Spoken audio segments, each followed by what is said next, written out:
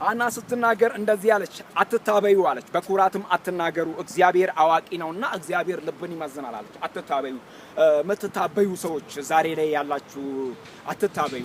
ምናልባት ጸጋ አለኝ ብላችሁ የምትታበዩ ሰዎች፣ እኔ ጠንካራ ነኝ ብላችሁ የምትታበዩ ሰዎች አትታበዩ። መውደቅ እንዳለ መቆም አለ፣ ማዘን እንዳለ መሳቅ አለ፣ መበርታት እንዳለ መዛል አለ፣ መሮጥ እንዳለ መቆም አለ፣ ማገልገል እንዳለ መድከም አለ፣ መውደቅ አለ። ምክንያቱም መታበይ መጥፎ ነው። ትዕቢት ውድቀትን ትቀድማለች ይላል መጽሐፍ ቅዱስ ሲናገር። በሌላ ቦታ ደግሞ ትዕቢት ውድቀትን ትቀድማለች። የውድቀት የመጀመሪያዋ ቁልፍ ትዕቢት ናትና አትታበዩ። ሐናም ስትናገር አትታበዩ አለች። ለምን? ትናንትና ፍናና ብዙ ነገር አብላ ታበያባት፣ ብዙ ነገር አድርጋ፣ ብዙ ነገር እኔ ልጅ አለኝ አንቺ ልጅ ልሽም፣ አንቺ ባዶ ነሽ፣ አንቺ መካን ነሽ ብላ ተናግራለች። የዛን መልስ መሰለኝ እዚህ ጋር የሰጠችው አትታበዩ፣ በኩራትም አትናገሩ፣ እግዚአብሔር አዋቂ ነው፣ እግዚአብሔር ልብን ይመዝናል እያለች የተናገረችው።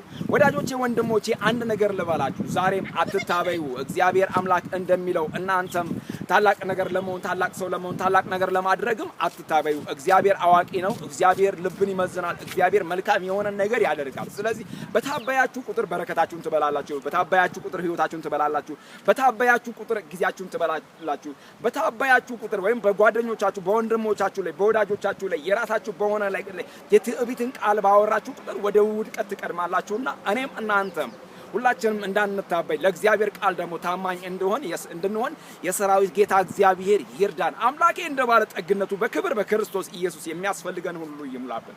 ኢየሱስ ጌታ ነው። ኢየሱስ ያድናል።